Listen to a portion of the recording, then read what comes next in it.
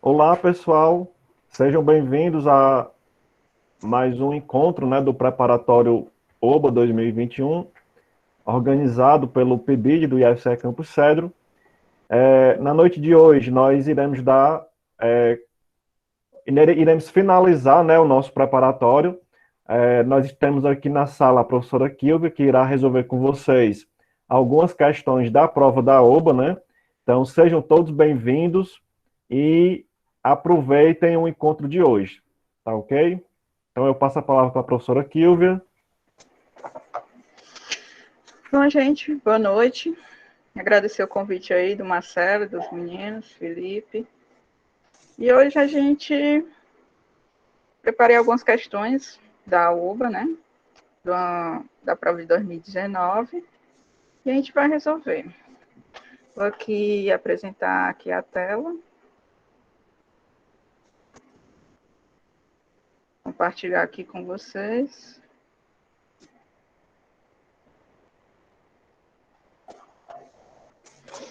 E aí, estão vendo? Sim, dá para ver aqui. Eu denote. Então, pronto, preparei algumas questões da prova de 2019. O Marcelo tinha resolvido a de 2020.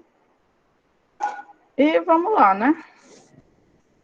Vamos começar a questão. Qualquer dúvida pode botar no chat ou mesmo abrir o microfone e falar, não tem problema não. Isso vai resolver, né? Então vamos lá. Questão 1. O que é que diz a questão 1 aqui da OBA? Ele fala o seguinte: a luminosidade de uma estrela é uma característica própria dela e depende apenas do seu raio e de sua temperatura superficial. Já o seu brilho depende da distância dela até nós, ou seja, quão longe estamos daquela estrela. Podemos comparar a luminosidade de uma estrela à potência de uma lâmpada comum. Como assim? Uma lâmpada de 60 watts acesa, por exemplo, sempre terá essa potência, 60 watts, a qualquer distância que esteja de nós. Já o seu brilho, ou seja, ela será mais brilhante quanto mais perto estiver de nós. É uma coisa até óbvia. Quanto mais perto a gente está de uma determinada luz, de uma determinada fonte de luz, maior brilho a gente vai sentir, a gente vai perceber. Já essa luminosidade é uma característica própria, ela não muda dependendo da distância. Essa luminosidade de uma estrela, que é dada pela letra L aqui, tudo bem? Essa letra L aqui, ela é proporcional ao seu raio, Rzão, elevado ao quadrado. E também proporcional à temperatura. A temperatura dada pela letra T, Tzão maiúsculo, elevada à quarta potência. Se adotarmos as unidades solares, ou seja, se medirmos L em unidades de luminosidade solar, o raio Rzão em unidades de raio solar, R-Sol, e T em unidades de temperatura solar, que é o quê? 6.000 kelvins. Podemos escrever a equação para calcular o raio de uma estrela, comparado com o raio do Sol. Então, o que quer dizer isso? Ele bota essa fórmula aqui. L vai ser igual a R ao quadrado vezes T à quarta. Ok? Vou aproximar aqui. Só que você tem que ver que esse L, que é a luminosidade, é dado em termos de luminosidade solar, ou seja, quantas vezes é a luminosidade do Sol. O R, a unidade do raio, é em termos de raios solares, e o T é em termos da temperatura solar, temperatura, como é que se diz, mais da superfície, que é 6.000 kelvins. Então, se eu pegar essa fórmula e botar o raio em evidência, eu chego nessa aqui, que o raio vai ser a raiz de L sobre T ao quadrado, onde L é a luminosidade, T é a temperatura, e R o raio. Ok? Aí ele dá aqui até um exemplo de como você usa essa equação, essa fórmula. Qual o segredo aqui? É você lembrar as unidades, que o L tem que estar em luminosidade solar, o raio em raio solar, e o T em termos de 6.000 kelvins, que é a temperatura superficial do Sol. Aí aqui ele dá um exemplo. Spike ou Spica, que é da constelação da Virgem, é 12.100 vezes mais luminosa do que o Sol. Ou seja, esse L dessa estrela, da Spica, é 12.100 do L do Sol. E possui uma temperatura superficial de 22.200 Kelvin. Aí você tem que dividir essa temperatura por 6.000, que nem está mostrando aqui. E você encontra a temperatura dela em termos da temperatura do Sol. Aí ele pergunta, qual o raio? Aí você substitui os valores. E encontra que o raio dessa estrela vai ser 8 vezes o raio do Sol. Ok?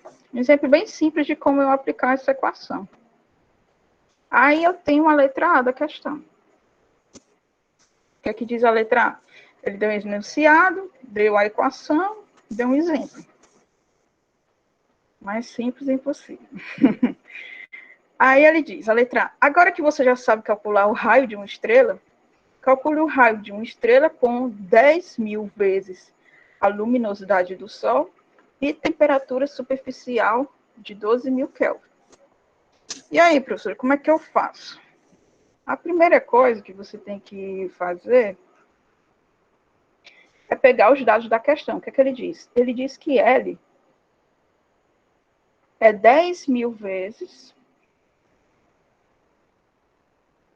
a luminosidade do Sol, ou seja, 10.000 vezes o L do Sol. Tudo bem? O L dessa estrela aí, que ele nem botou o nome. Esse L eu posso escrever, usar a notação científica para facilitar. 10 a quarta, que tem 4 zeros, L do Sol.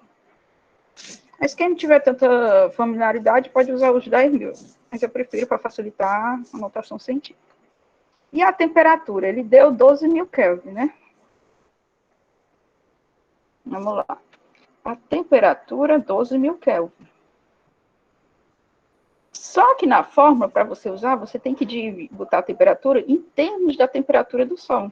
Em termos de 6.000 Kelvin.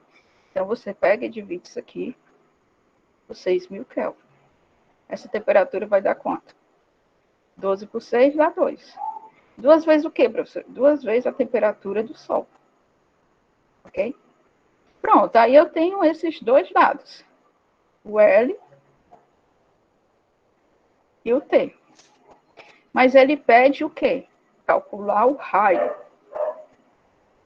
Então, eu vou usar essa fórmula pronta que ele já deu. Que é o quê? Tá bem aqui. R é igual a raiz de L sobre T ao quadrado. Tá bem aqui. Foi dado na questão. Eu não inventei. Você nem precisava saber. A questão mesmo dá. Então, agora é só substituir os valores. Fazer a raiz de L 10 à quarta. E a temperatura, que é 2 ao quadrado. Ok? Quanto é a raiz de 10.000? Aqui, de cara que é 100, mas você poderia pensar que 10.000 é o quê? É 100 vezes 100. Aí você podia fazer a raiz de 100 vezes 100. 2 ao quadrado é 4. Que é só para, caso alguém tenha dificuldade. Raiz de 100 é 10. A outra raiz de 100 é 10, fica 100 por 4. 100 dividido por 4, 25. Então, o que é que eu sei? Eu encontrei que o raio dessa estrela é 25. 25 o quê, professor? Vai ser 25 o raio do Sol, que nem esse exemplo aqui. Ou seja, essa estrela, podemos dizer assim, é 25 vezes o tamanho do raio do Sol. Ela tem um raio de 25 vezes o tamanho do raio do Sol. Ok? Essa vai ser a resposta da letra A. Alguma dúvida até agora? Pronto. Vou achar assim. A letra B. Calcule o raio de uma estrela com 0,04 vezes a luminosidade do Sol e temperatura superficial de 24.000 Kelvin. Vamos lá. O que é que você tem que pensar? Vou pegar os dados da questão. O L vai ser quanto? Ele deu o L da estrela, 0,04 vezes. 0,4 o quê? O L do Sol, a luminosidade do Sol.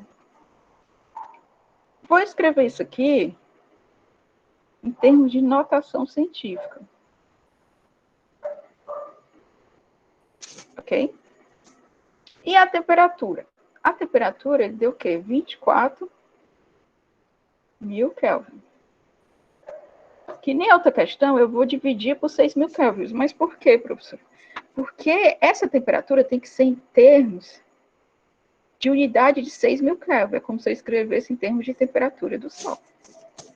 Então, eu tenho que pegar essa temperatura e dividir por 6.000. 24 dividido por 6 vai dar 4. 4 o quê? 4 vezes a temperatura do Sol. Pronto.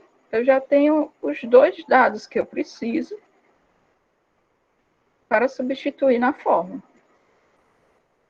Qual é a fórmula mesmo, professor? O raio vai ser a raiz de L ao quadrado. Não, raiz de L sobre T ao quadrado. Pronto. Mesma fórmula daqui, que é a fórmula dada na questão. Pronto, agora simplesmente substituo os valores. Se a raiz de 4 vezes 10 a menos 2 sobre 4 ao quadrado. Porque eu quis botar em notação científica. Aqui, para facilitar, ou não, né? Você pode dividir isso aqui em duas raízes. Produto de raiz e a raiz dos produtos. 4 dá 16. Isso aqui fica a raiz de 4, 2. Isso aqui vai dar 10 a menos 1, raiz de menos 2. E 16. Quanto é que dá esse cálculo aqui? Vou dar uma pescada que eu já fiz. Isso aqui vai dar 0,0125. Ok? Mais 0,125 o quê, professor? Raios solares. Ou seja, já é uma estrela bem menor do que o nosso Sol. Pronto. Finalizado a questão 1, que tinha a ver com a luminosidade. Eu estava vendo algumas questões anteriores, quase sempre tem esse assunto da luminosidade. Ok? Então, eu acho importante. Alguma dúvida até agora? Posso prosseguir para a questão 2? Acho que sim, Kiva. Pelo menos no chat aqui ninguém comentou nada até agora. Certo, então bora para a questão 2. Vamos seguir. As leis de Kepler. Ali daqui. O que é que diz a questão 2? As leis de Kepler são as 3 leis do movimento planetário definidas por Johannes Kepler, acho que é. Nasceu aqui nesses anos e morreu aí. Ele foi um matemático, um astrônomo alemão. E Kepler, ele estudou as observações escolhidas por mais de 20 anos pelo astrônomo Tycho Brahe. Ok? E descobriu por volta de 605, 4 anos depois da morte de Brahe, que os planetas seguiam essas 3 leis matemáticas. Vamos lá, que leis são essas? A primeira lei, que é conhecida como a lei das órbitas, diz o quê? Diz que a órbita de cada planeta é uma elipse, com o Sol em um dos focos. Antigamente pensava que os corpos descreviam trajetórias circulares, mas o Kepler diz que não, que era elipses. A segunda lei, que é conhecida como lei das áreas, afirma que a reta que une o planeta ao Sol varre áreas iguais em tempos iguais. Ok? E a terceira lei, conhecida como lei harmônica, relaciona o quadrado do período orbital dos planetas diretamente com o curva da distância média ao Sol, que pode ser o raio ou o semi-eixo de uma elipse. Ok? Aí ele mostra essa figurinha aqui, que é a Terra. Você vê que a órbita está bem elíptica. Como ele diz, mostra a órbita da Terra fora de escala e bem mais achatada, porque a órbita é quase uma circunferência mesmo. E as posições da Terra ao longo do ano. Então, vai mostrando a posição da Terra durante os meses do ano, né? Fazendo esse movimento de translação ao redor do Sol. Aí, aqui tá as questões. Escreva C para certo e E para errado em cada uma dessas afirmações. Então, vamos lá. O que é que diz a afirmação A? Até enumerei aqui. Tem A, B, C, D, E. Entre março e abril, a velocidade orbital da Terra é maior do que entre maio e junho. E aí, professor, como é que eu vou saber disso? Uma consequência aqui da segunda lei é o quê? Ele diz que o planeta varre áreas iguais em tempos iguais. Aí eu vou supor o seguinte. Eu vou pegar aqui de dezembro para janeiro. Aí ele vai varrer essa área aqui. O planeta Terra varre essa área. E de setembro... vou botar de agosto para setembro, vai varrer nessa área aqui. Quase um triângulo essa coisa aqui. Ok? Aí eu vou dizer, não, essas áreas aqui são iguais. Não tenho certeza, gente. Isso aqui é só uma suposição, hipótese. Não, essa área aqui, eu vou chamar área 1, e essa área 2 são iguais. Se ele varre áreas iguais, em tempos iguais. Então, o tempo que o planeta Terra vai de dezembro para janeiro tem que ser o mesmo tempo que ele vai de agosto para setembro. Aqui nessas posições, né? Tudo bem? Só que vocês percebem que essa distância aqui, o arco aqui da circunferência da elipse, essa distância aqui é bem mais curta, ok? E aqui é bem maior. Qual é a consequência disso? Para ele varrer o mesmo tempo, ele tem que fazer no mesmo intervalo de tempo, o mesmo ΔT. O que vai acontecer? Nesse período aqui de dezembro a janeiro, a velocidade tem que ser bem maior. Porque ele vai fazer o maior percurso no mesmo tempo. Já que a velocidade não precisa ser tão grande, porque o percurso é menor. Então, uma consequência da lei das áreas, que é a segunda lei de Kepler, é que os planetas, quanto mais próximos chegam do Sol, mais rápido eles ficam. A sua velocidade orbital vai aumentando, ok? O módulo da sua velocidade vai aumentando. Então, uma coisa que vocês têm que saber é que quanto mais próximo, mais se aproxima aqui do Sol, que é um dos focos da elipse, mais rápido o planeta, o satélite, o corpo, ele vai ficar, ele vai aumentando a sua velocidade. Isso é uma consequência da segunda lei. Então, a velocidade, quanto mais próximo do Sol, maior. Então, o que é que diz a questão? A questão diz que entre março e abril, daqui, a sua velocidade é maior do que entre maio e junho. Isso é verdade. É correto. Por quê? Porque entre março e abril, ele está mais próximo do Sol. Já entre maio, comparado, entre maio e junho, ele está se afastando. Então, sim, a velocidade orbital entre março e abril vai ser maior do que entre maio e junho. Ok? Isso é uma consequência direta da segunda lei de Kepler. Olha o que é que diz a afirmação B. Em fevereiro, a velocidade orbital da Terra está aumentando. Aqui, né?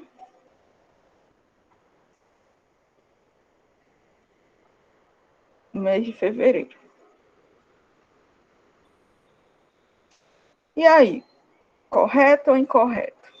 Certo ou errado, né? A velocidade não vai estar aumentando. Porque, não sei se você percebeu, de janeiro para fevereiro, apesar de fevereiro estar bem próximo do Sol, a tendência é que ele está se afastando.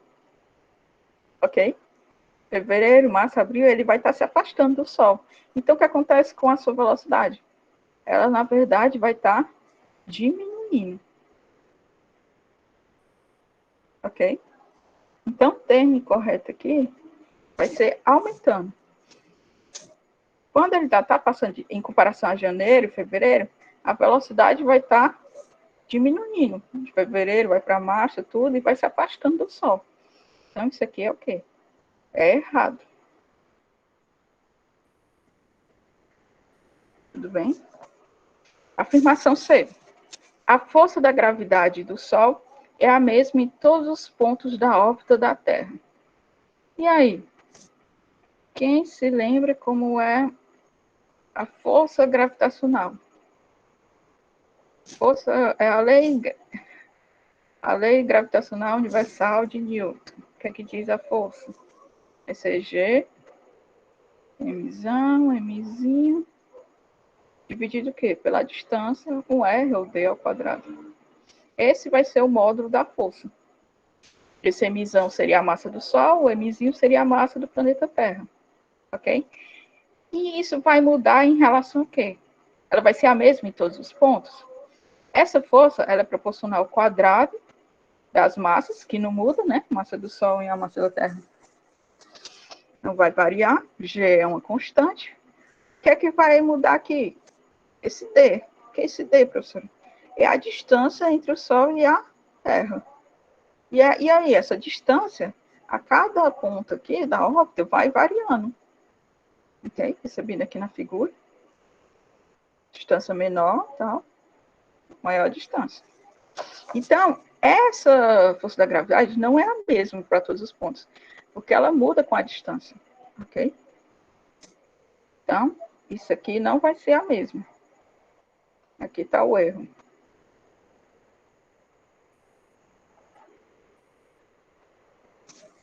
Tudo bem? Vamos lá, afirmação D. Pela terceira lei de Kepler, podemos afirmar que em julho a velocidade orbital da Terra é a menor. Vamos lá, em julho é o ponto que ele está mais afastado do Sol. Quanto mais afastado, menor é a sua velocidade. Então, aqui é como se fosse a velocidade mínima. Então, é verdade, professora? Não, aqui vai ser falso, ou errado, como diz na questão. Por quê? Porque não é pela terceira lei de Kepler que a gente afirma isso. O erro está bem aqui. Essas questões da velocidade são consequência direta da segunda lei, da lei das áreas. Deu para compreender? Então, isso aqui que ele botou, que é a velocidade orbital menor, é verdade. Só que não é pela terceira lei. É pela segunda lei. Então, o errado está aqui. E, finalmente, vamos para a afirmação E. Pela segunda lei de Kepler, podemos afirmar que em janeiro a velocidade orbital da Terra é a maior. Janeiro é o mês aqui, dado pela figura, que a Terra está mais próxima do Sol, que é a menor distância. Então, bem aqui, vai ter sim a velocidade máxima, a maior velocidade. E realmente é uma consequência. É pela segunda lei que a gente pode afirmar isso. Então, isso aqui vai estar correto.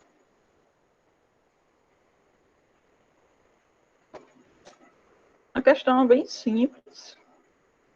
Também tenho visto nas outras provas que as leis de Kepler sempre caem. E eu acho que sabendo esse detalhe que é a segunda lei das velocidades, tudo, não tinha muita dificuldade para resolver. Então, caso não tenha dúvidas, vamos prosseguir para a terceira questão. Pode prosseguir, Kira. Certo. Vamos lá. Pelo menos aqui no chat não tem, né? Caso alguém tenha alguma dúvida, pode ativar o microfone aí. Gente, pode interromper. É os que o pessoal adora fazer. Então, bom, questão 3. Em virtude de sua alta temperatura, na ordem de 2 milhões de graus Celsius, a parte mais externa da atmosfera do Sol, também conhecida como coroa solar, é responsável pela emissão de um fluxo constante de partículas muito energéticas para todo o espaço, conhecido também como vento solar. Essas partículas são, em sua maioria, elétrons, prótons, partículas alfa. O vento solar faz com que o Sol perca a massa a uma taxa de cerca de 2 milhões de toneladas por segundo, onde uma tonelada é dada por 1.000 quilogramas. Aí ele pergunta, por conta do vento solar, quantos anos demora o Sol para perder a massa equivalente à massa da Terra? Aí ele deu esses seguintes dados. Massa da Terra, tal, e o ano em segundos. E aí, professor? O que é que essa questão diz? Ele vai falar que o Sol vai estar emitindo partículas, vai como se estivesse queimando combustível. Onde essas partículas, conhecidas como vento solar, e ele dá uma taxa. Acho que o foco aqui, a questão que você tem que ver, é a taxa. Ou seja, uma razão em qual o Sol vai estar perdendo. Qual essa massa do Sol vai estar variando. Ele diz uma taxa, ó, o Sol perde massa a uma taxa de 2 milhões de toneladas por segundo. Uma forma de escrever isso aqui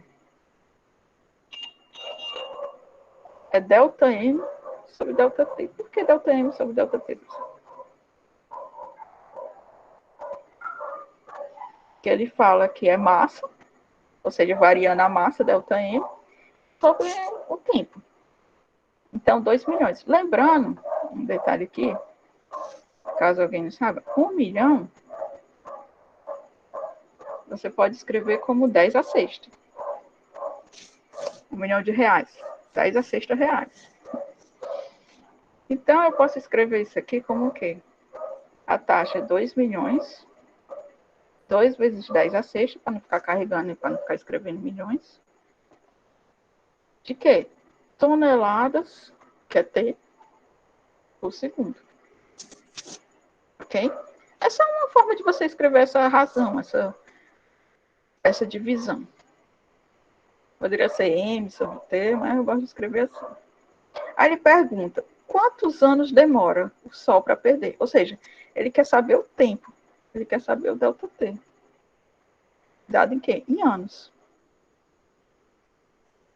Essa parte aqui é importante, que ele quer saber quantos anos. É a unidade do tempo. Quanto tempo e qual a massa que o Sol tem que perder? A massa equivalente à massa da Terra, que ele deu bem aqui. Então, esse ΔM aqui é 6 vezes 10 a 24 quilogramas.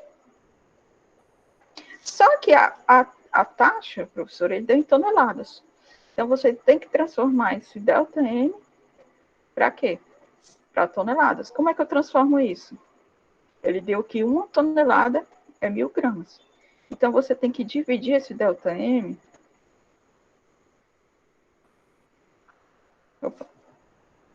Dividir esse ΔM por 1.000 quilogramas. Então, 1.000 é 10 a terceira. Aqui vai ficar quanto? 6. Divisão de mesma base, repete a base, subtrai os expoentes. Fica 21. 4 menos 3, 21. Então, quanto de massa ele tem que perder? 6 vezes 10 até toneladas. Ok? Então, acho que posso substituir na forma. Depois eu faço outra forma também de fazer essa questão, mas confesso que eu gosto de usar essa forma aqui. Pronto, está aqui a forma que a questão deu. O Sol vai perder, vai ter essa taxa, né, de 2 milhões de toneladas T por segundo. Essa é uma forma bonitinha de escrever o que ele, a partir tá isso aqui em termos matemáticos. Agora, pronto, eu posso encontrar o valor do ΔT, substituindo os dados da questão. Eu sei que esse ΔM é esse aqui.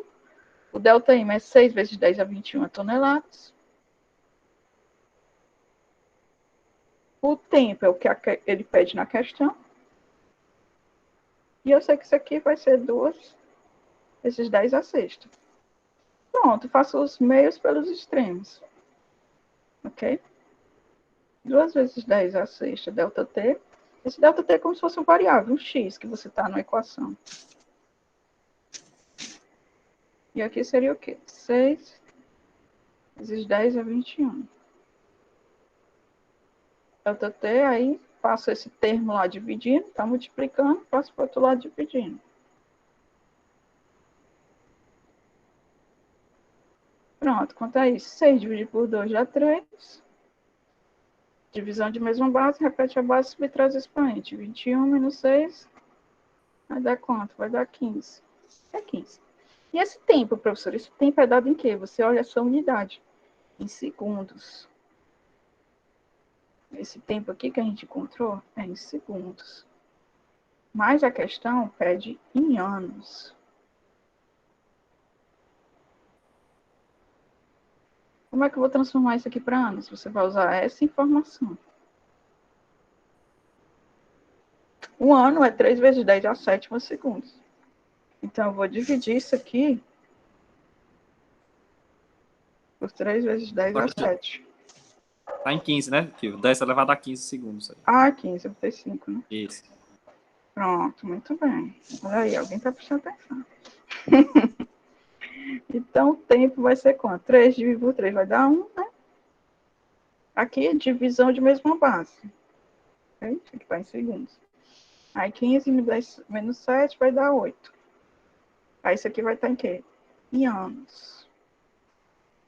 Ok? Você pode escrever só assim, 1 vezes 10 a 8 anos, ou 10 a oitava, ou você pode reescrever isso aqui como se fosse 100 vezes 10 a sexta anos. Mas o que é 10 a sexta, caso vocês lembrem? 10 a sexta é 1 milhão. Então, isso aqui é o quê? São 100 milhões de anos que o Sol vai demorar para queimar essa massa equivalente à massa da Terra. Bastante tempo, ao meu ver. Alguma dúvida? Acho que eu não erro os cálculos, não. Acho que a resposta é essa aí.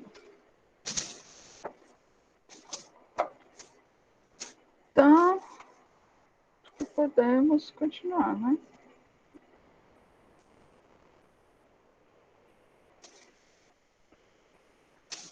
Quarta questão. Apesar de... eu acho que eu acabei nem falando, eu disse que tem outra forma de fazer essa questão? Se duvidar, até mais simples. Caso você tenha achado complicado, Maria.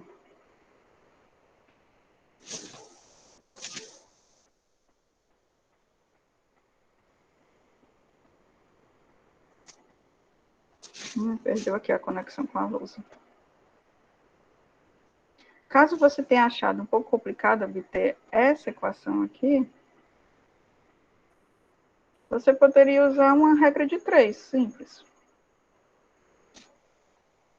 Que é o quê? Era fazendo o que ele diz, né? Era o quê? Ele perde mais ou menos 2 milhões de toneladas, né?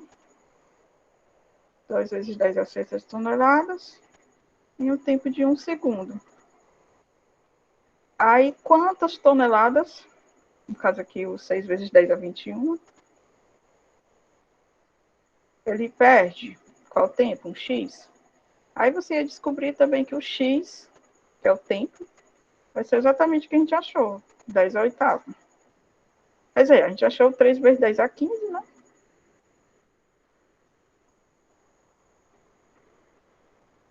Se você fizesse a regra de 3, você encontrar esse valor, aí tinha que transformar para anos. Caso você tenha achado muito complicado, encontrar essa equação. Pode usar essa regra de 3, mais simples. Eu acho mais elegante com essa equação. Então, bora para a quarta questão. A quarta questão tem um texto bem grande. Essas questões do Enem. Mas vamos dar uma lida. É a questão que ele faz para contextualizar. O que é que ele diz? O dia 29 de maio de 1919, entrou para a história da relatividade geral, descoberta por Einstein, em 1905, que foi confirmada em Sobral. Ele diz o quê? Que a teoria da relatividade afirma que a massa dos corpos vai deformar o espaço próximo a eles. Ou seja, que a luz pode ser desviada pela essa deformação. A luz se aproxima, passa próximo de um corpo muito maciço, ela sofre um desvio. Esta curvatura da luz pode ser observada através de um eclipse total do Sol, que é quando o quê? Quando a Lua fica entre o Sol e a Terra, projetando uma sombra perto do planeta. Aí, com o eclipse, a luz ofuscante do Sol desaparece e a gente pode ver o brilho próximo das estrelas. Então, os astrônomos vieram aqui, nessa data, onde haveria o eclipse total do Sol e que a umbra da Lua passaria pela cidade de Sobral. Ok? Aí vieram os cientistas, tá, brasileiros, do Observatório de Greenwich, acho que é assim a pronúncia. Aí o método era simples. No momento do eclipse, que a Lua cobriu o Sol, eles iam tirar várias fotos, ok, através do telescópio, e depois comparar a posição das estrelas, ok,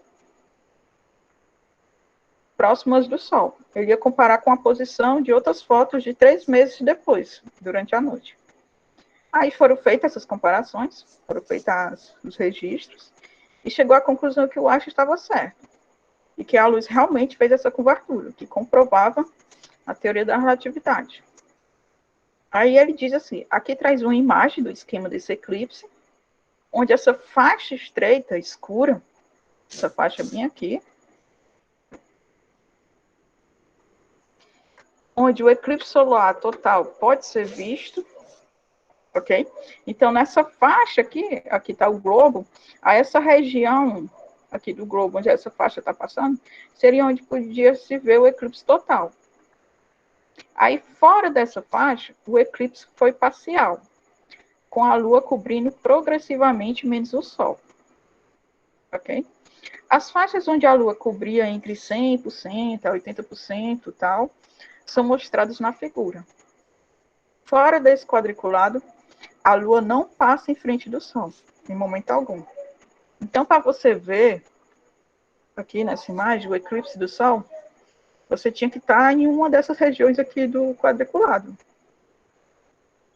Dependendo da região, você via o total, que seria essa faixa escura, que pega bem na região de Sobral e alguns países da África aqui, ou nessas outras regiões. Esses números correspondem ao percentual da parcialidade do eclipse, 80%, 60%, 40% e 20%. Ok? Então, é isso que esse gráfico diz. A região onde você conseguiria ver com mais detalhes esse eclipse, ok? Aí o que é que diz a letra A? No mapa, pinte de qualquer cor as duas regiões da Terra onde o eclipse solar de maio de 1919 foi parcial e a Lua cobriu entre 40% e 20% do Sol. E aí, professora? Onde é que está esse entre 20 e 40? Esses números aqui representam exatamente essa porcentagem. Está aqui 0,20, que é 20%, e 0,40. Então, nessas duas regiões, essas linhas aqui, vai ser exatamente as regiões parciais, tanto aqui na parte de cima, como nessa parte de baixo aqui. Ok? Então, você tinha que pintar, vou até aproximar mais aqui, você tinha que pintar essas regiões aqui, entre essas faixas, entre 20 e 40.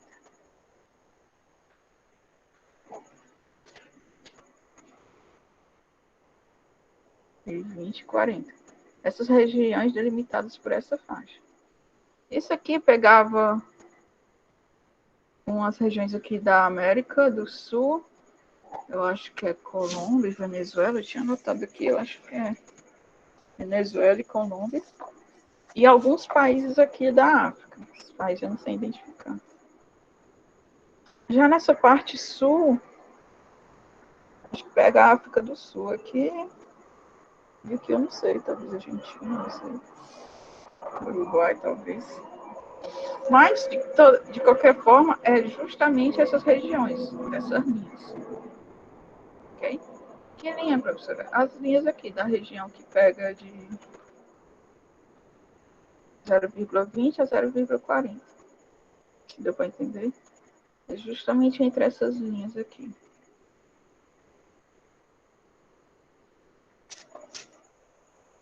Ok? Isso seria a letra A. E a letra B? O que é que diz a letra B? A umbra da Lua, que é essa umbra, acho que a questão fala, é a parte mais escura da sombra.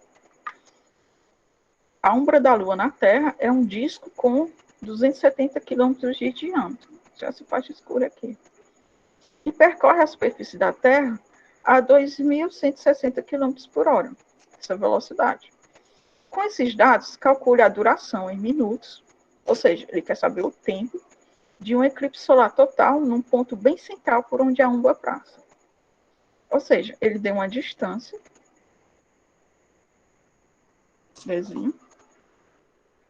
Aproximar aqui.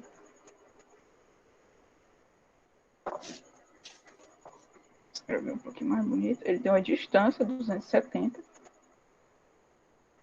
quilômetros e deu a velocidade. 2.160 km por hora. Aí ele quer saber o quê? Calcule a duração. Duração é o tempo.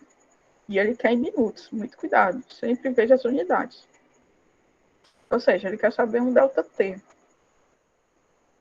É um tempo. Então, vou botar a fórmula da velocidade. Velocidade, ΔS sobre ΔT, mas como eu botei D, eu vou botar D sobre ΔT. Ok? Aí ele quer o tempo. Eu escrever nessa equação, posso botar aqui. ΔT é D sobre V. Agora eu substituo os valores. 270 por 21,60. Essas unidades coincidem. Como é? Elas casam bem. Que está em quilômetros, quilômetros, com a resposta. Vai dar em horas. Então, quanto é esse valor aqui? Esse valor, dá uma pescada aqui que eu já fiz, dá 0,125. 125 o quê, professora? Horas. Ok? Mas, professora, a questão pede em minutos. Ok? Então, você transforma. Lembrando que 1 hora é o quê? 60 minutos. Então, você multiplica por 60. Então, aqui vai dar isso aqui. Se eu não me engano, é 7,5 minutos.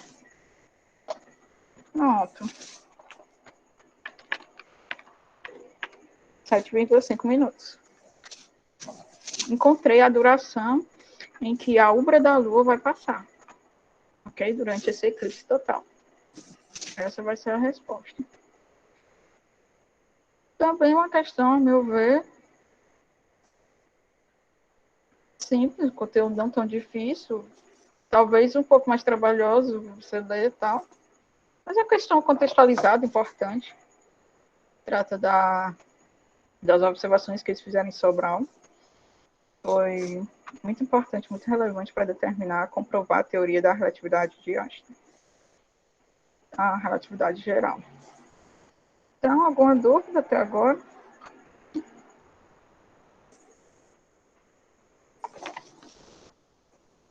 Acho que não, né? Ninguém falou nada. Por aqui tá tranquilo. Pelo menos no chat. Ah, bom assim. A explicação tá boa. Ai, gente, eu gosto desses alunos, porque eles mentem na cara dura.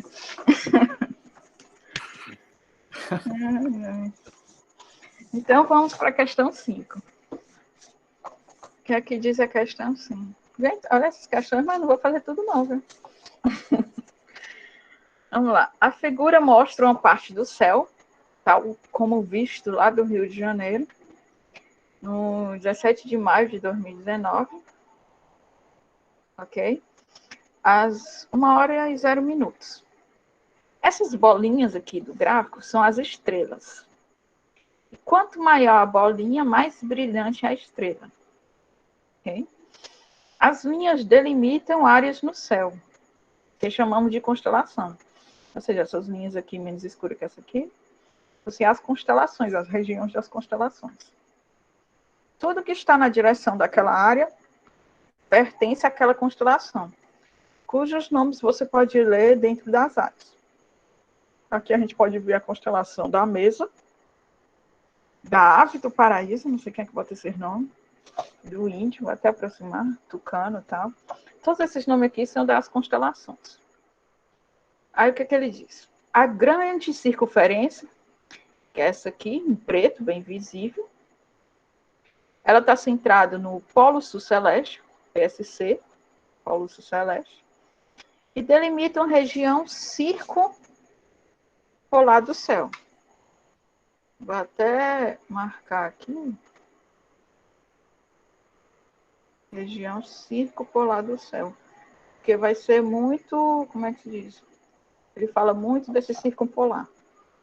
Aí essa faixa cinza, na parte baixa da figura, essa parte aqui, representa o horizonte, onde vemos marcada a posição do polo cardial sul. Então, essa parte cinza aqui, ela representa o quê? O horizonte. Então, o que está acima daqui vai estar acima do horizonte, que é o polo sul. Ok? Que é como fosse o polo sul e acima disso está acima do horizonte. Então, eu tenho um mapa aqui do céu, nessa posição, nesse determinado instante, visto do Rio de Janeiro. Aí aqui é o PSC, que é o ponto circular sul celeste. O que está dentro desse círculo maior que círculo, professor? Esse aqui, representado por essa faixa, essa coisa aqui, dá essa volta, é o que ele chama de região circumpolar do céu. Então vamos lá, eu acho que deu para entender bem esse gráfico. Pontinho são as estrelas, quanto maior o ponto, mais maior o seu brilho.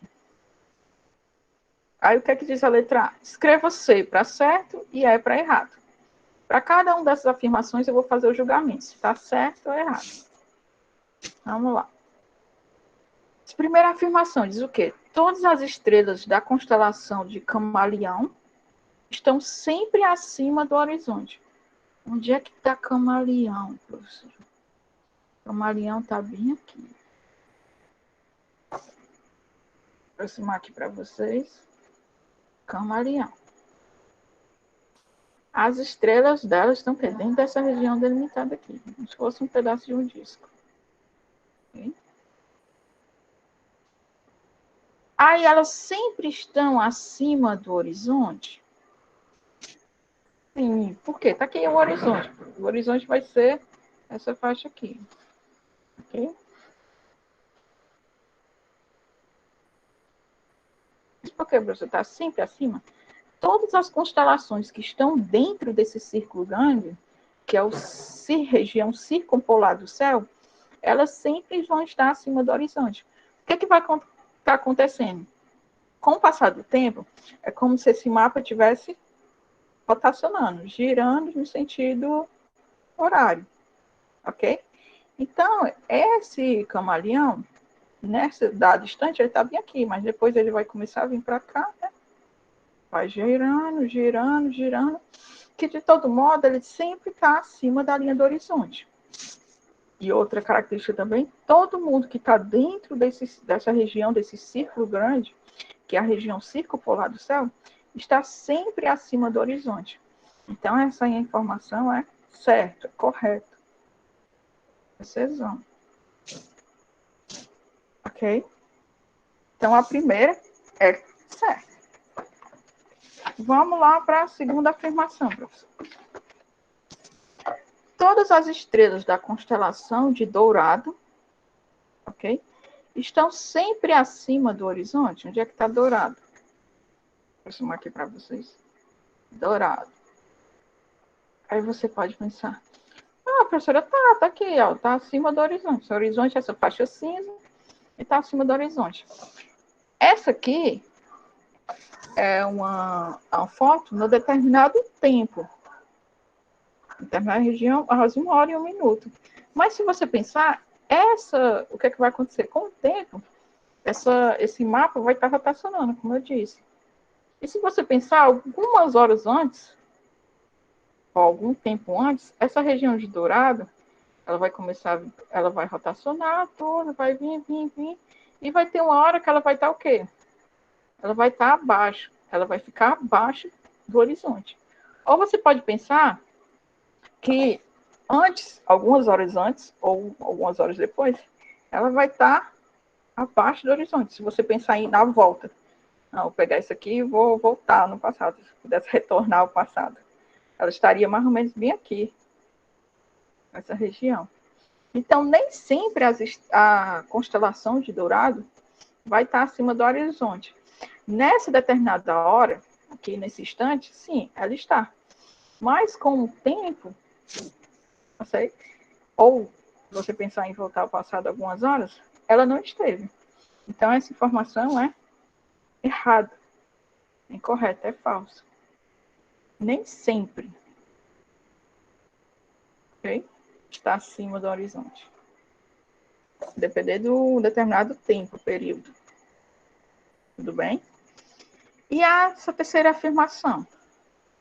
Em poucas horas, a constelação do Cruzeiro do Sul, ok? Estará completamente abaixo do horizonte. Cruzeiro do Sul está bem aqui.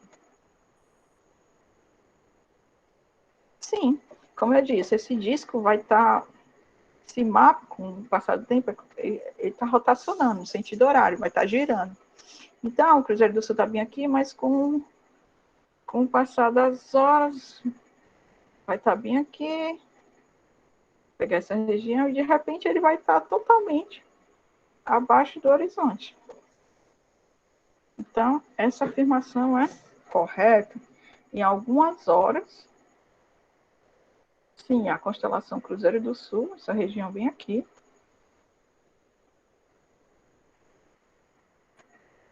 vai estar, assim, abaixo da linha do horizonte. Abaixo dessa faixa cinza. Beleza, professor. Podemos continuar, tá entendendo tudo. Aí, a quarta afirmação. Nem todas as estrelas da constelação da Mosca. Onde está a Mosca? Bem aqui. Constelação da Mosca. Nem todas as estrelas da Mosca são circumpolares.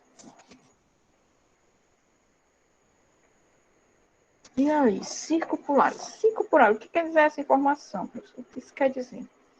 Para ser circumpolar, ela tem que estar dentro da região circumpolar, que é a região dessa circunferência maior, essa circunferência destacada.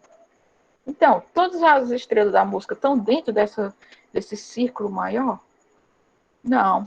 A maioria, sim, grande parte. Você vê aqui, acho que uns 80% da constelação da Mosca está dentro da região, mas ainda tem essa parte aqui, ó, que ficou fora.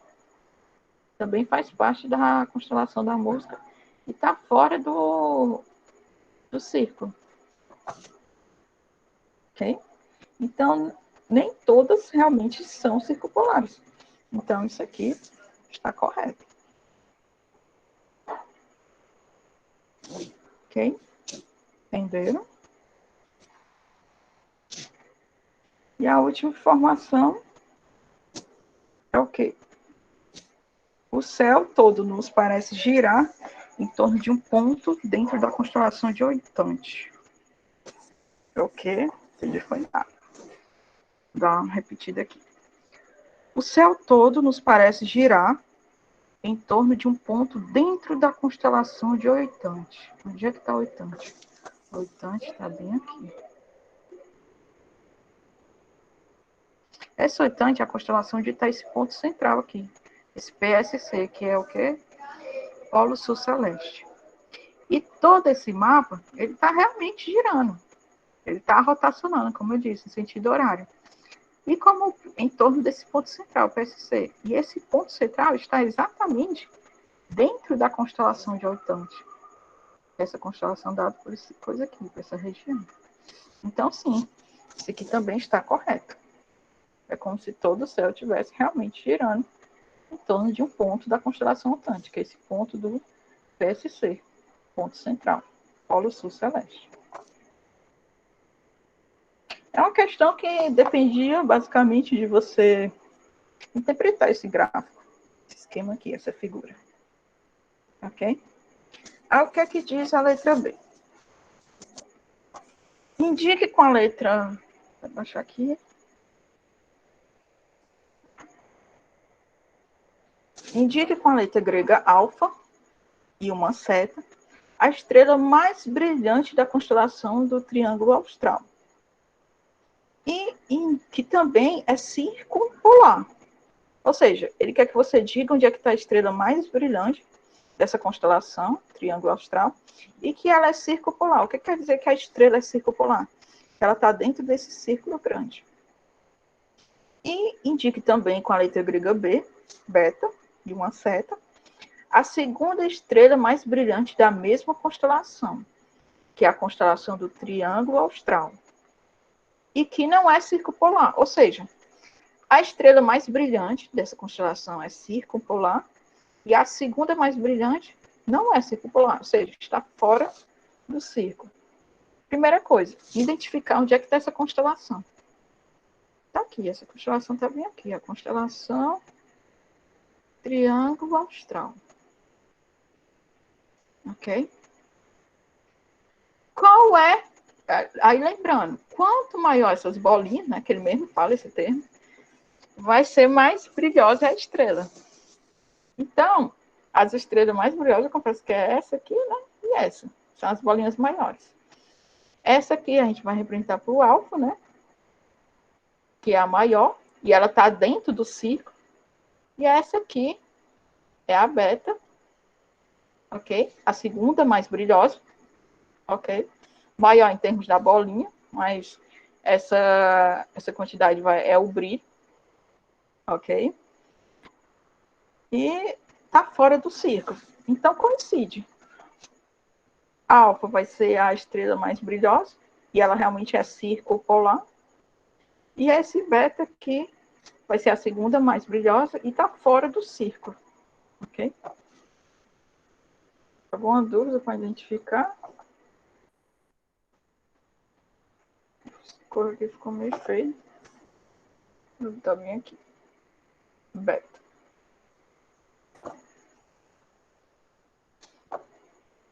Então, pronto. Finalizei essa questão.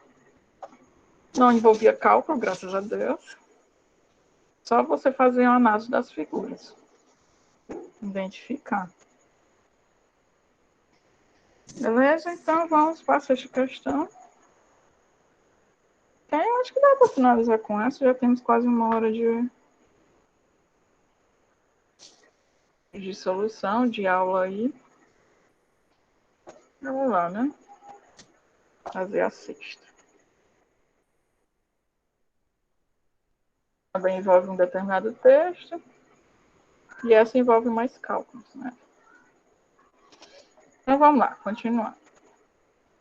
Sabemos que os astrônomos podem usar medidas de radar, paralaxe e até as leis de Kepler para determinar a distância dos objetos do sistema solar. Sabendo a distância, podemos converter o tamanho angular de um corpo no seu tamanho físico, usando apenas a geometria. Aí tem a figura a seguir, traz a visão de um observador, fazendo exatamente essa medida angular do diâmetro de um objeto cuja distância é conhecida. Okay? No desenho, uma grande circunferência foi centrada no observador, passando pelo objeto. Então, aqui estaria a pessoa, por exemplo, na Terra, vendo determinado tamanho de um planeta, por exemplo. Ok? Pela geometria, a razão entre o diâmetro real e o comprimento total da circunferência, que é 2π vezes a distância, o comprimento de a circunferência é 2πr. Ok? Deve ser igual à razão entre o diâmetro angular, observado e o giro completo de 360 graus. Ele faz uma relação entre os ângulos e os comprimentos das circunferências. Ok? Então, aqui está a figura. Ele dá essa equação, que é o quê? O diâmetro, que normalmente é desconhecido, dividido por 2π a distância conhecida, né? É igual ao diâmetro angular, ok? Esse ângulo aqui, da observação, dividido por 360. É o ângulo da circunferência completa. Então, ele deu essa fórmula, essa equação aqui, e vai pedir uma determinada medida. Tudo bem? Vamos lá para a letra A. Medidas feitas com radares mostram que a Lua está a uma distância de aproximadamente 384 mil quilômetros. O diâmetro angular medido da Lua vale aproximadamente 5 graus. Então, a gente está a uma distância de 384 mil quilômetros da Lua, e o diâmetro angular, essa quantidade aqui, vai ser meio grau. Calcule o diâmetro físico da Terra, ou da Lua, através da equação acima. Ou seja, utilizar essa equação para calcular o diâmetro, ok, da Lua. Aí, para facilitar, ele pede que você use π igual a 3. Simples. Como assim, professor? Ele dá essa equação, essa fórmula, quer que você encontre o diâmetro, ok? Ele deu o diâmetro angular e deu essa distância. Só substituir na fórmula. Esse valor aqui, que ele deu, é justamente essa distância. Ok? Esse diâmetro angular, vou botar aqui os dados para facilitar. Escrevi aqui essa distância. Aí na fórmula, é justamente esse 384. Vou botar esse 1000, 10 a terceira, viu? E esse diâmetro angular, professor? Esse diâmetro angular tá só assim. Vai ser 0,5 graus. E ele quer saber a distância.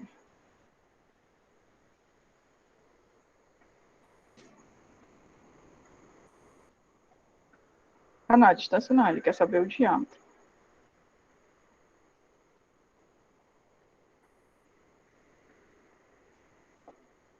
H aqui.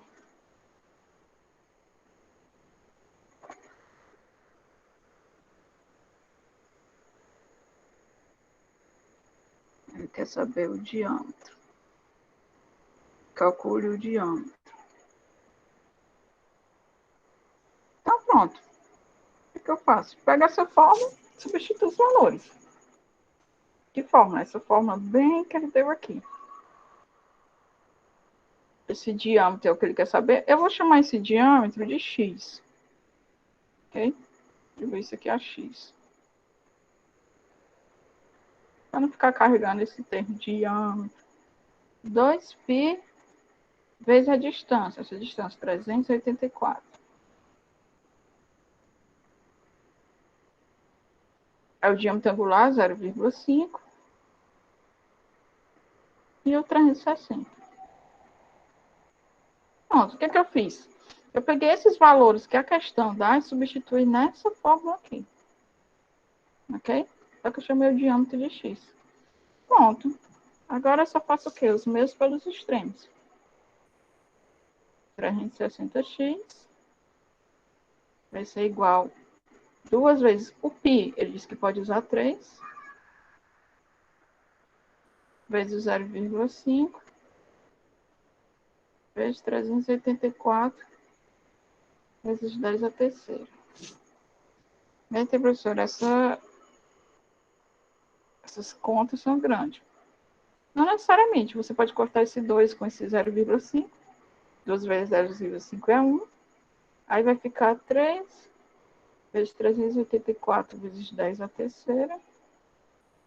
Dividido por 360, né? X multiplica 360. Pronto, você vai chegar à conclusão que isso aqui é quanto? 3,2 vezes 10 a terceira quilômetros. Por que quilômetros? Aqui as unidades de distância a gente botou tudo em quilômetros. Ok? Distância em quilômetros. E aqui está em grau. Então esse x tem que dar também em quilômetros. Isso aqui é o quê? Se você não gostar da notação científica, dá 3.200 quilômetros. Ok? Alguma dúvida? Dito que não. Podemos a letra B. A letra B também vai ser a mesma coisa. Você vai usar essa mesma forma que a questão mesmo dá. Okay? O que é que diz? Letra B. Através desta mesma equação, calcule o diâmetro angular da Terra visto da Lua. Só que agora, o que você vai ter que descobrir é esse diâmetro angular. O que a gente descobriu, na verdade, era esse diâmetro na letra A. O x era esse diâmetro. Agora, o x é o diâmetro angular. O x aqui vai ser o diâmetro angular. Ok? Que é o que ele quer saber. E ele deu esse diâmetro da Terra.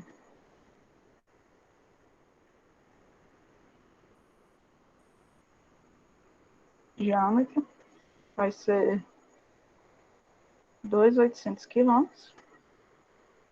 E pronto. Eu quero saber isso aqui. Ele deu o diâmetro e essa distância. Essa distância é justamente o que a gente encontrou na letra A. Ok? Então, substituindo na forma, vai dar o quê? O diâmetro. Ok?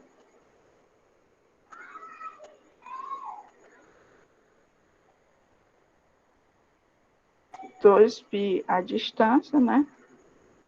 384. É. 384 vezes 10 a terceira. Diâmetro x. E 360.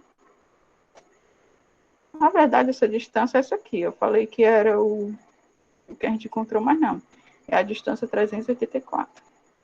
Esse aqui seria o diâmetro. Mas aqui, o diâmetro ele deu 12.800. Ok? Multiplicando aqui. Então, pronto. Recapitulando. O diâmetro que ele deu aqui, o diâmetro da Terra, 12.800. O x seria o diâmetro angular, que é o que ele pergunta. Calcule o diâmetro angular, ou seja, a variável desconhecida, o valor desconhecido que a gente não conhece.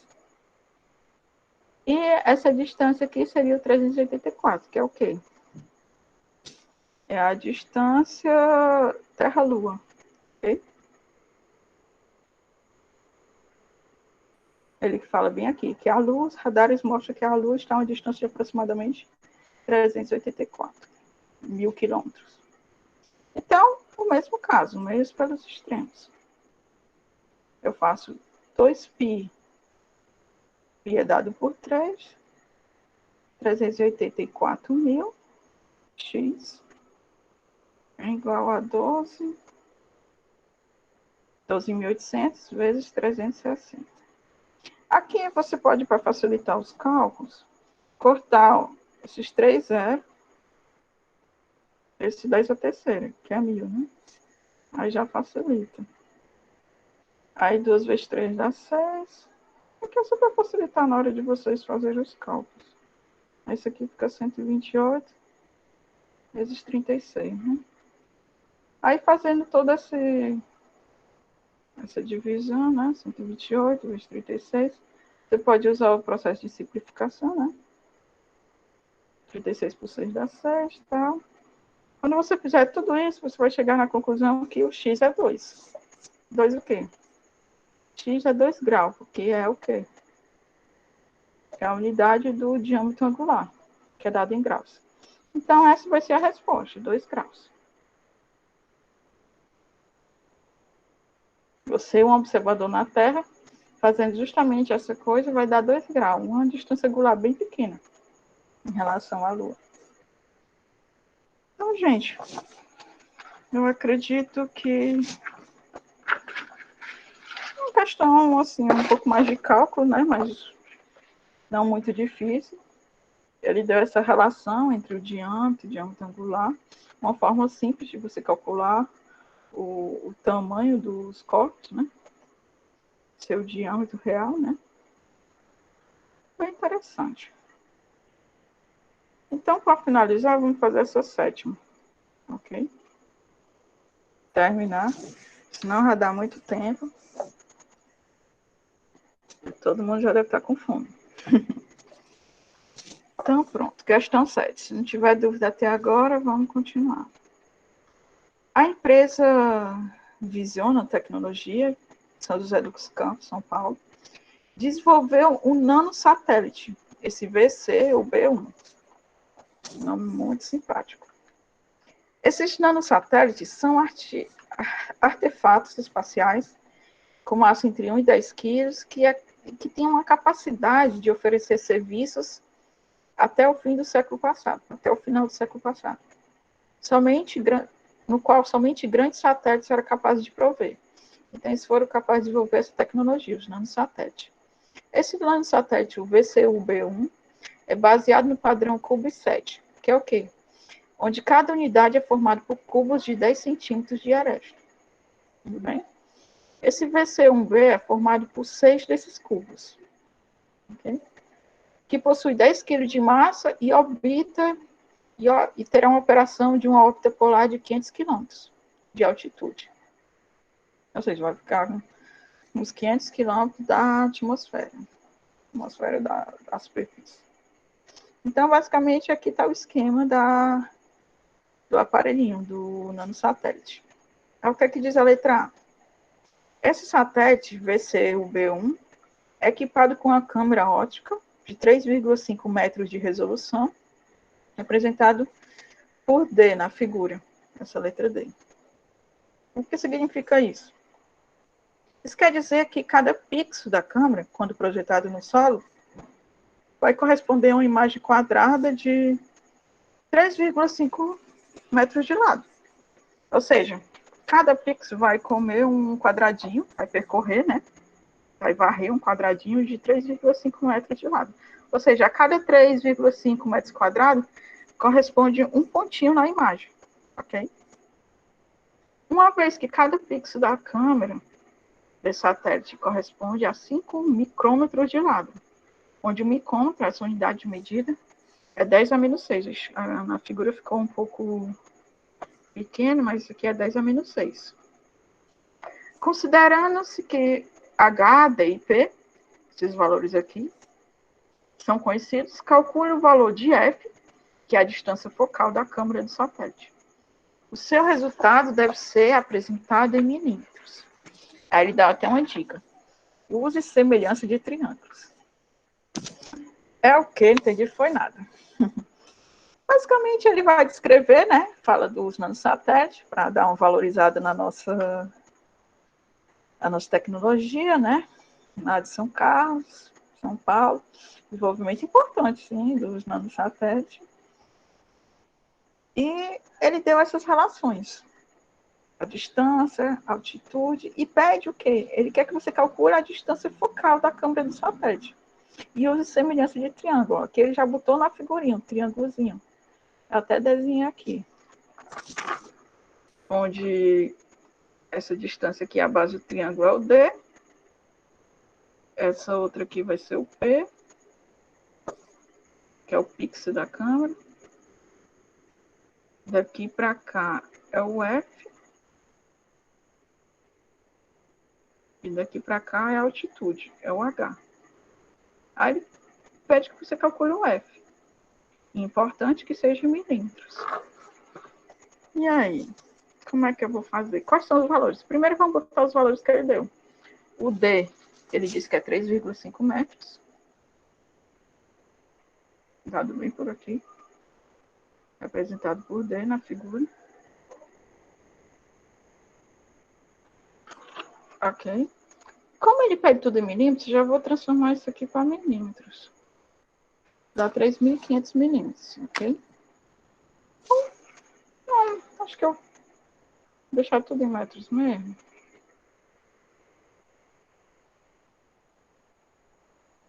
Depois eu transformo para milímetro, fazer o contrário. Deixar tudo em metros. Depois eu transformo para milímetros. Ao D, ele deu o P, ok? Ele disse que o P é 5 micrômetros.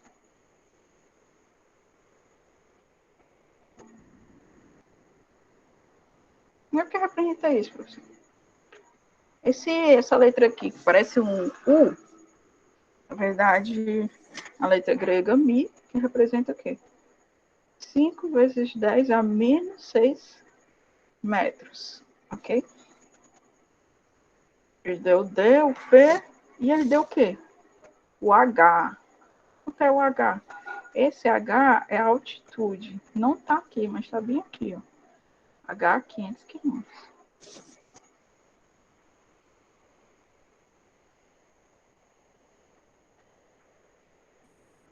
E pode usar quilômetros.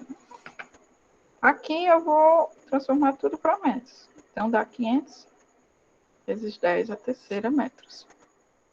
Lembrando que 1 quilômetro é 1.000 metros. E 1.000 é dado por 10 a terceira. Agora eu vou usar semelhança de triângulos. Aqui, você pode usar várias formas. Eu vou usar, vamos pegar o F. O F, vamos começar pela base dele. O D está para o P, alta base do triângulo pequeno. Assim como o H está para o F. O F é isso aqui. Como é que eu faço a dica? A dica é, se você pegou uma unidade do triângulo grande sobre o triângulo pequeno, o outro lado tem que ser a unidade do triângulo grande sobre o triângulo pequeno.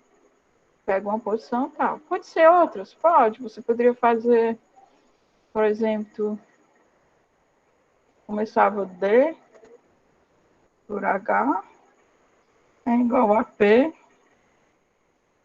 sobre F. Ou outras, sei lá. Poderia começar com F sobre H é igual a P sobre D. Ok? A altura do triângulo pequeno sobre a altura do triângulo grande é igual à base do pequeno sobre coisa. Não sei se vocês perceberam, eu só inverti aqui, né? F sobre H é igual a P sobre D. Então, tem várias fórmulas, várias relações para pegar da semelhança de triângulo. Vamos usar essa aqui, né? Deve ser mais fácil. Então, o foco que você quer, né? A distância focal que ele pede. Calcule a distância focal bem aqui. Que ele pede na questão.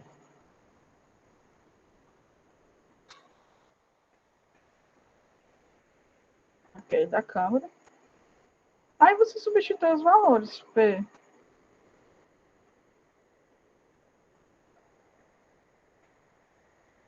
Aqui. P vezes H, que é 500. Vezes 10 a terceira. Pzinho. Estou fazendo essa forma. O F sobre H é igual a P sobre D. 5 vezes 10 a menos 6. E D é 3,5.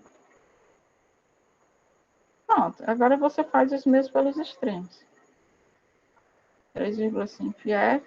Isso aqui vai ficar, ó, 5 vezes 5. Vou botar logo. Vou multiplicar mesmo. Depois vocês fazem o que for mais conveniente.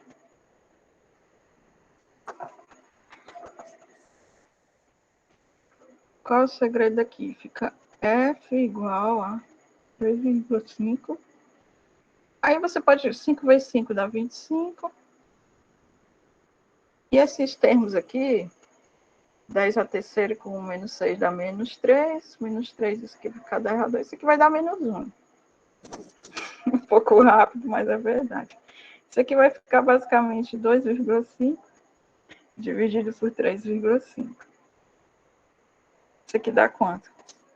Dá 0,714 metros. Só que a questão quer em quê? É de milímetros. Então, você tem que transformar isso aqui para milímetros. Que dá o quê? 714 milímetros. Então, essa é a distância focal que tem que ter a câmera aqui do nanosatélite. Ok, alguma dúvida? Alguns cálculos podem ficar meio rápidos, mas você fazendo bem devagar tudo, chega nesse resultado. Ok? A letra B. Meu Deus, a letra B é grande. O que é que diz a letra B, professor? De modo simplificado, a distância focal da câmera, que agora ele diz que é fininha, representa o caminho que os raios de luz percorrem através do espelho primário e o detector da câmera. Ou seja, essa distância aqui do espelho primário até o detector da câmera. Contudo, conforme a figura, a maior dimensão do satélite, o VCUB1, é de quê? É de 300 milímetros, que é inferior ao valor F obtido. Ou seja, essa distância aqui está bem maior do que a distância física mesmo. Ok? Para resolver este problema, alguém se lembrou do telescópio refletor de Isaac Newton, que ele apresentou à Sociedade Real Inglesa em 1671. Newton fez o uso de um conjunto de espelhos internos que, ao refletir sucessivamente os raios, fazem F' se tornar maior do que a dimensão do tubo. Ou seja, é esse esquema aqui. Ele pega e bota o raio de luz e bota vários espelhos para que, refletindo, aumente essa distância focal. Ok? Sem ser necessariamente a distância física. Então, aqui é como se fosse uma distância focal ideal, essa é a física que a gente descobriu, e esse F' seria como se fosse a real, alguma coisa assim. Não necessariamente. Aí, na figura, a linha cheia, ok, essa linha aqui, representa o raio de luz que foi capturado pelo espelho primário da câmera, enquanto as linhas pontilhadas representam este mesmo raio, só que refletido, as reflexões. Okay? Aqui no espelho tem a luz mesmo emitida, né? Quando passa pelos espelhos, vira pontilhado, para demonstrar as suas reflexões. É o que ele diz. As linhas pontilhadas representam este mesmo raio, sucessivamente refletido pelos demais espelhos internos da câmera do satélite. Na figura, F' é o quê? F' vai ser a distância D1, D2, D3, até um DN. Não sei se na figura dá para ver, mas isso aqui é um DN. Essa coisa aqui. Baseado na figura e nesta equação, determine o número mínimo de espelhos necessário para que possa atingir a resolução esperada de 3,5 metros, isto é, que F' seja maior ou igual a F, ok? F' maior ou igual a F. A distância entre os espelhos, D1, D2, D3, até Dn, é sempre 240 milímetros. E aí, como é que a gente vai fazer essa questão? Ó, a gente descobriu na letra A o valor de F, 714 milímetros, que é a distância focal. Ele quer que você descubra quantos espelhos, baseado nessa fórmula aqui. Ok? Que é o quê? F'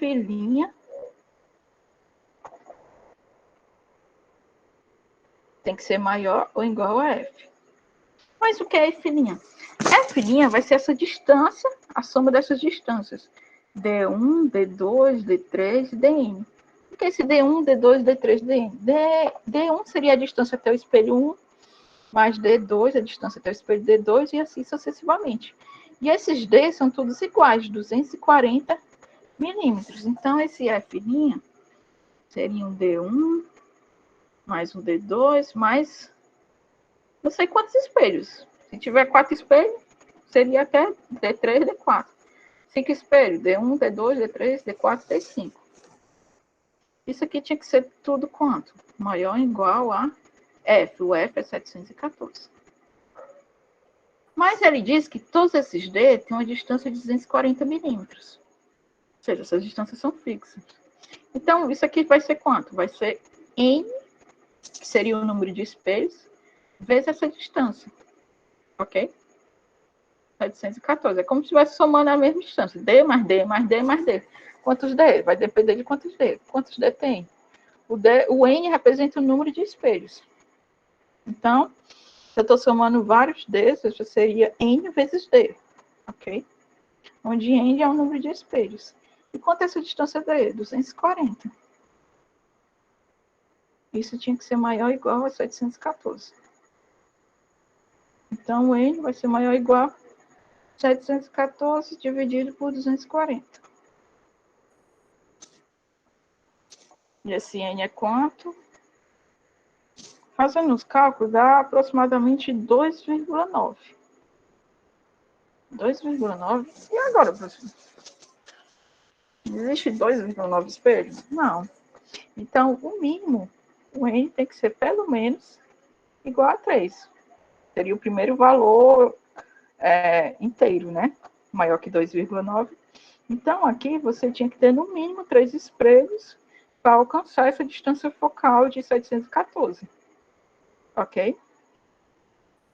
Tudo bem? Deu para entender essa questão? Então, esse N aqui é o número de espelhos.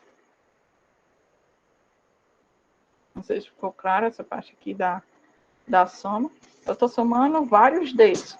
Aí, quantos Ds? ND. É como se eu estivesse multiplicando, sei lá, 3 vezes 3, vezes 3, vezes 3, vezes 3. Isso aqui seria o quê? A quantidade de 3 tem 5 3, 5 vezes 3. Ok? Que é a mesma coisa. Estou somando. Só que aqui essa, na verdade, é multiplicação, né? Então, é a soma. Aí daria 5 vezes 3. Aqui é a mesma coisa. O número de distâncias, como os D é a mesma coisa, né? D1, D2, D3. Aqui ele fala que é tudo igual. Então, seria N vezes D. Pronto, gente. Com isso, a gente finaliza essa aula. Por algumas questões da prova de 2019. Ok? Envolveu vários temas. Questões bem interessantes. Essas questões de cálculo, você pode pensar que é complicado, mas basicamente ele sempre dá a forma, dá os valores. O segredo, você também tem que prestar muita atenção nas unidades, ok? Às vezes ele dá certas unidades e pede em outra. Eu acho importante você lembrar. Então é isso. Espero que tenha ficado claro.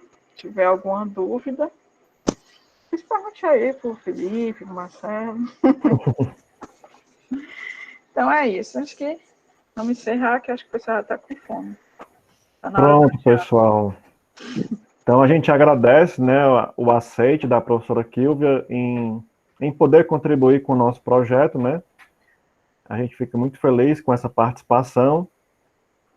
A gente também agradece a todos os estudantes que nos acompanharam durante essa aula, né? Que se propuseram a se preparar para a OBA, né?